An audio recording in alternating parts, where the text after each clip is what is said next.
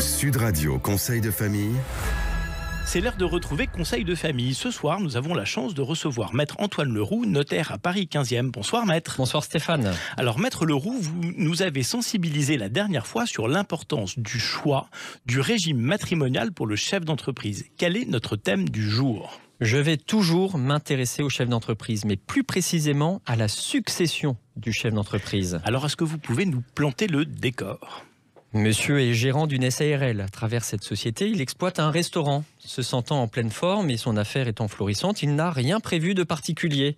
C'est alors qu'il décède subitement dans son sommeil. C'est la catastrophe. Il laisse un conjoint et des enfants mineurs et une entreprise avec des salariés.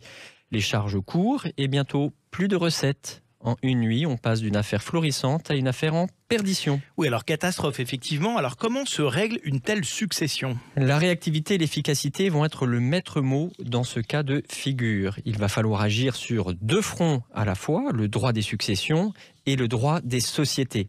Sur le terrain du droit des successions, il va falloir établir rapidement l'acte de notoriété, c'est-à-dire l'acte qui indique l'identité des héritiers et leur vocation successorale.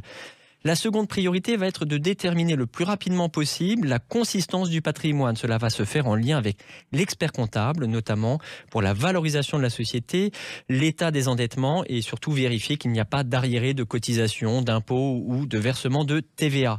La rapidité va être de mise car la présence d'enfants mineurs impose que l'acceptation de la succession soit autorisée par le juge des tutelles. Alors vous nous avez également parlé d'un second front, celui du droit des sociétés. C'est grâce à cet axe que l'on va pouvoir maintenir à flot l'entreprise dans l'attente du règlement de la succession. Si les statuts n'ont pas prévu une cogérance ou la nomination d'une personne déterminée au poste de gérant en cas de décès du gérant, il convient de saisir le tribunal de commerce afin de faire désigner un administrateur provisoire.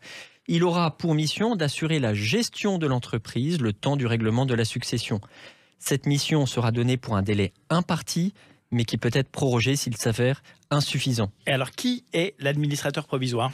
Cela peut être le conjoint ou une personne de confiance si le juge estime qu'il en a les compétences. En l'absence de volontaires qualifiés, le juge désignera un mandataire judiciaire comme administrateur provisoire.